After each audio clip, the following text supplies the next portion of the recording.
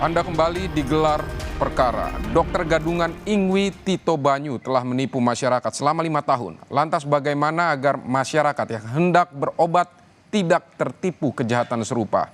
Ikuti ulasannya berikut. Bahwa sebenarnya rumah di mana dia melakukan praktek ini bukan klinik.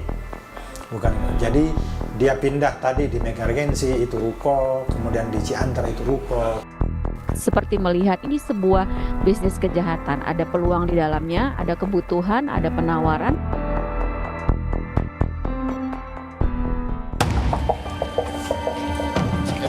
Praktik ilegal dokter gadungan dan klinik Pratama Keluarga Sehat di Cikarang Selatan, Kabupaten Bekasi beresiko membahayakan kesehatan masyarakat. PLT Kadinkes Kabupaten Bekasi, Alamsyah, mengaku terkejut sekaligus menyesali kejadian ini. Padahal pihaknya rutin mengevaluasi perizinan operasional klinik di wilayah Bekasi setiap 3 bulan sekali. Jadi saya penegasannya bahwa ini bukan klinik. Klinik itu adalah sarana fasilitas kesehatan yang terdaftar. Ini sama sekali tidak terdaftar, sehingga ini bukan klinik.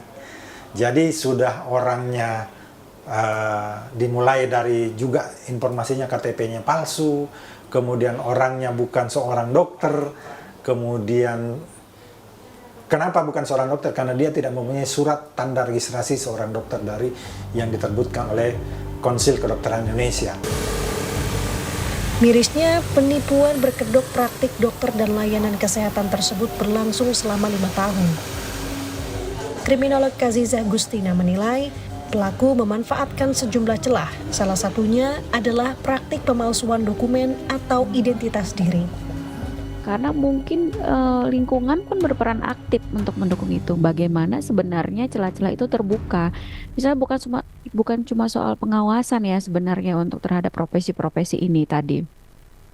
Tapi juga bagaimana ketika kita membuka klinik, ketika kita membuka usaha atau apapun, tidak hanya surat izin dan lain-lain, ini akan ada kemungkinan banyak upaya-upaya pemalsuan dokumen. Ini sebuah bisnis kejahatan, ada peluang di dalamnya, ada kebutuhan, ada penawaran, akhirnya terbukalah usaha upaya tersebut. Agar kasus serupa tidak terulang, diharapkan pengurus lingkungan dapat mengantisipasi adanya usaha klinik ilegal di lingkungannya.